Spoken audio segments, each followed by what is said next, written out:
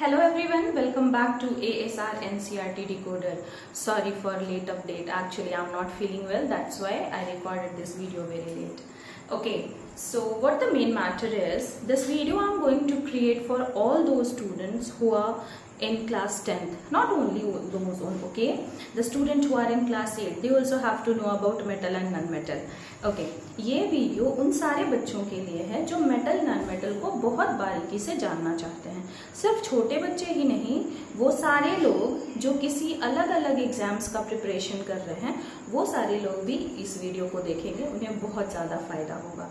आज सिर्फ metal non metal ही नहीं, बेसिक से मेटल नॉन मेटल का जो भी डिफरेंस है, क्या फ़र्क है, वो सारी चीज़ों को हम लोग जानने की कोशिश करेंगे। ठीक है, चलिए तो सबसे पहले हम लोग जानेंगे आखिर मेटल नॉन मेटल है क्या।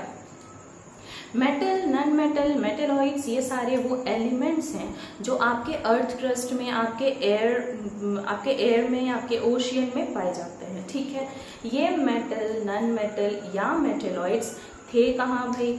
तो ये आपके अर्थ क्रस्ट में थे, हवाओं में थे, आपके ओशियन में है, फिर आपके रॉक्स में है। ठीक है, आए कैसे? तो जब हमारी धरती बनी थी, पूरे धरती के चारों तरफ धूल धूल हो रखा था।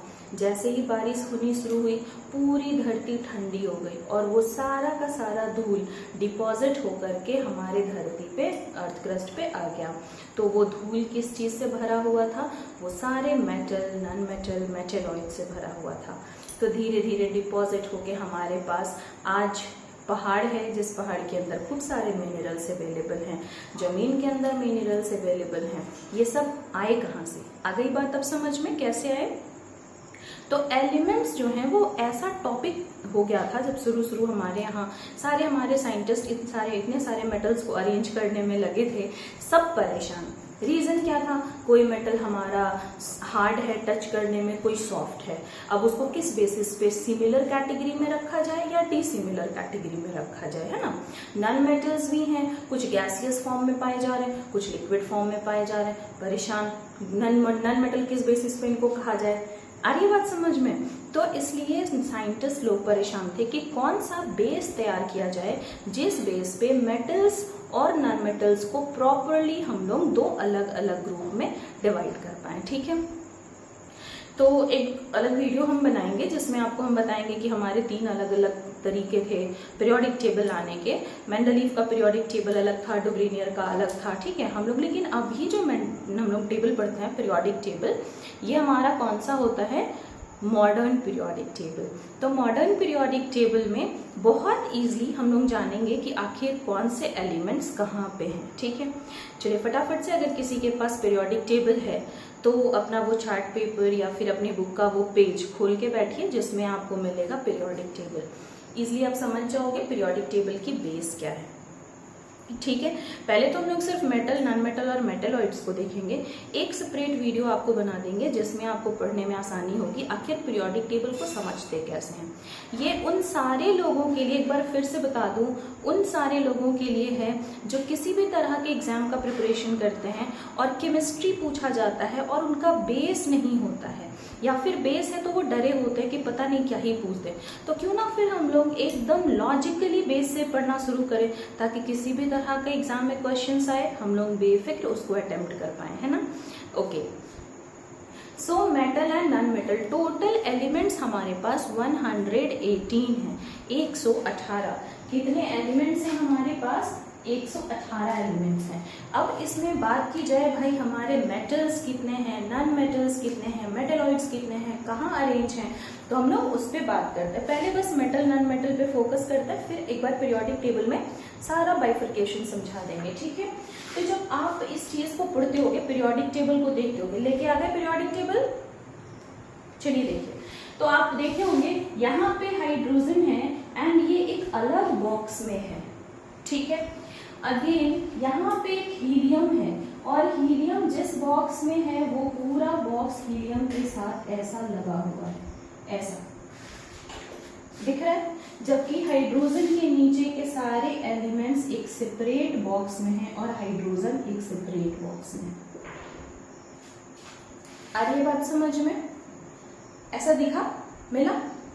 चलिए, तो हम लोग अरेंज कैसे करते हैं, यहाँ पे एक और एक और सेगमेंट होता है। देन हेयर यहाँ से लेकर के ये 1 2 3 4 5 6 सेगमेंट होता है। ये जो सेक्शन बचता है एक्चुअली ये काफी छोटा हो गया, ठीक है। ये जो सेक्शन बचता है ये अलग होता है। तो हम लोग चलिए पढ़ते हैं क्या है। 1 2 3 इसको बनाने की जरूरत नहीं है, 6 तो हमारा हो ही गया है ऐसा। चलिए, तो इन दोनों को हम एक साथ बोलते हैं एस ब्लॉक, इसको बोलते हैं हम लोग बी ब्लॉक, ठीक है। ये हो गया हमारा पी ब्लॉक। अब ये S block, T block, D block क्या है, फिर आपको मिलेगा नीचे में 2 अलग सेक्शन मिलेंगे, लैंथेनाइड्स और एक्टिनाइड्स को, जिनको बोला जाता है एफ ब्लॉक। तो जब हम लोग वैलेंसी, फिर से एक बार आपको वैलेंसी बता देंगे तो आपको पता चलेगा। वैलेंसी निकालना भी बहुत आसान है, फॉर्मूलेज बनाने भी बहुत ईजी है ना। एंड इवन ये फाइंड करना तो और भी आसान है, लेकिन वो पढ़ने के बाद ज्यादा आसान लगेगा। तो चलिए, क्या है हमारा हाइड्रोजन यहाँ, हीलियम वहां, ठीक है। Then lithium, beryllium, okay, CNOFMe, then here NaMg, AlSiPsClAr, then KCa। अब यहाँ पे आपका आ जाएगा सारा SCTIVCrMnFeCONiCuZn।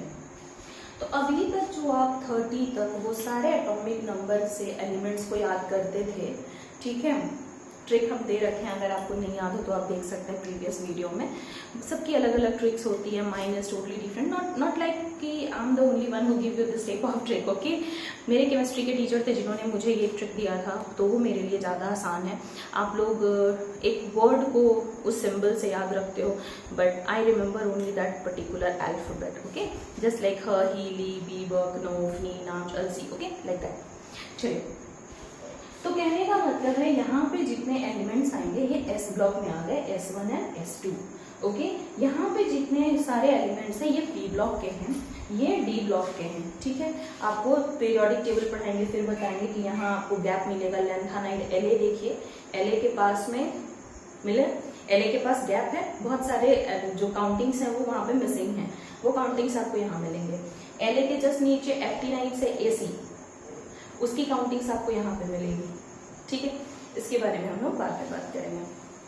अब रही बात कि पीरियोडिक टेबल पे हमने इसको लिख दिया।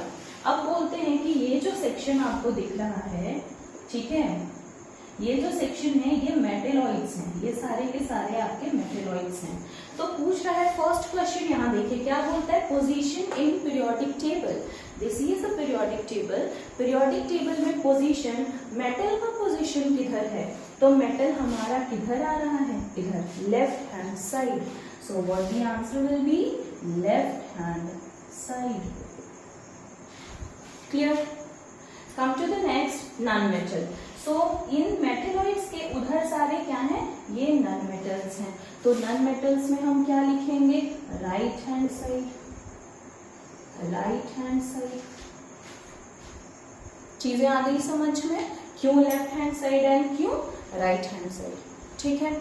अब देखिए, इस सेक्शन में जितने भी एलिमेंट्स हैं सबका चार्ज +1 होगा, मतलब सबके एलिमेंट के आउटर मोस्ट सेल में एक इलेक्ट्रॉन प्रेजेंट होगा, और यहाँ पे प्रेजेंट होगा 2, और इस वाले में प्रेजेंट होगा 3। आई बात समझ में, 1 2 एंड 3। तो क्वेश्चन पूछ रहा है कि electron in outer most cell, sorry here I have to write most, outer most cell, okay. So यहाँ पे क्या हो जाएगा, +1 +2 या +3। प्लस क्या है, अगर आप अमीर हो तो आप दान करोगे, आप गरीब हो तो आप रिसीव करोगे। तो जो भी एलिमेंट इलेक्ट्रॉन डोनेट करते हैं उन पे प्लस चार्ज लगता है, और जो इलेक्ट्रॉन रिसीव करते हैं उन पे माइनस चार्ज लगता है, ठीक है। तो ये सारे इनके पास एक्स्ट्रा इलेक्ट्रॉन है, ये हम लोग जब फॉर्मूला बनाना सीखेंगे फिर बताएंगे कैसे +1 -1 निकालते हैं, ठीक है। +1 +2 +3, सेम थिंग फॉर हियर, +5 +6 +7। लेकिन होता क्या है ना कि 5 इलेक्ट्रॉन देना पड़े, उससे तो अच्छा है किसी से 3 इलेक्ट्रॉन ले लो, क्योंकि एनर्जी कम खर्च होती है। तो +5 की जगह -3 -2 -1, ये उनके हो गए चार्जेस। तो अगर क्वेश्चन पूछ रहा है कि electron in outer most shell, तो ये हो गया 1, ये हो गया 2 और 3। जिस एलिमेंट के बाहर वाले सेल में 1 इलेक्ट्रॉन हो, 2 हो या 3 हो, वो क्या कहलाएंगे? मेटल। और जिस भी एलिमेंट के बाहर 5 इलेक्ट्रॉन हो, 6 इलेक्ट्रॉन हो या 7 इलेक्ट्रॉन हो, वो क्या कहलाएंगे? Non metal. आगे बात समझ में अब? ठीक है, चलिए नेक्स्ट देखते हैं। इलेक्ट्रॉन डोनर या एक्सेप्टर। अब इनके पास एक्स्ट्रा है, ये तो देंगे, तो ये क्या हो जाएंगे? डोनर। भाई ये अमीर है तो ये दान करेंगे, that is donor. And here it will became a receiver और acceptor. Let me rub it all. ये समझ में आ गया था ना सभी को? अभी हम लोग एक बार अलग से इसको पढ़ लेंगे, ठीक है? सो ये क्या हो जाएंगे? एक्सेप्टर। क्लियर है बात यहाँ तक? Acceptor. Come to the next, electropositive या नेगेटिव। ऑब्वियसली बात है पॉजिटिव, क्योंकि जो दान करेगा उसके ऊपर तो दान के जो भाव है वो चढ़ेंगे ना, मतलब कि वो दान कर रहा है तो पुण्य के जो नंबर्स हैं वो बढ़ते चले जाएंगे। तो ये दान कर रहा है इसलिए इनका इलेक्ट्रो पॉजिटिव। इनको क्या लिखेंगे हम? Electro positive. एंड इनको लिखेंगे हम लोग इलेक्ट्रोनेगेटिव, क्योंकि ये रिसीव कर रहे हैं, ये क्या कर रहे हैं? एक्सेप्ट कर रहे हैं। क्लियर बात यहाँ तक? Come to the next, gaining और लूजिंग इलेक्ट्रॉन। ये तो दे रहे हैं, तो ये क्या कर रहे हैं? लूज कर रहे हैं। और ये क्या कर रहे हैं? ये गेन कर रहे हैं। आगे बात समझ में? मेटल्स लूज करेंगे, नॉन मेटल्स गेन करेंगे। रिसीव कर रहे हैं, गेन करेंगे। Next is tensile strength. Tensile strength मतलब टेंशन झेलने की शक्ति।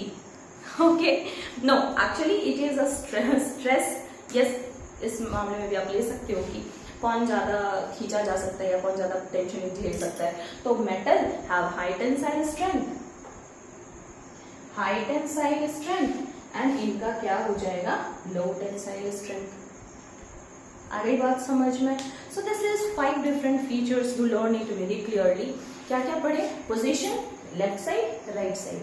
ज्यादा इलेक्ट्रॉन होगा तो नॉन मेटल, कम इलेक्ट्रॉन है बाहर में तो मेटल। ठीक है, है मेरे पास इलेक्ट्रॉन, हम डोनेट करेंगे तो I am donor, even though I am electropositive, but I am losing my electron. अगर नॉन मेटल हम हुए तो क्या हो जाएगा?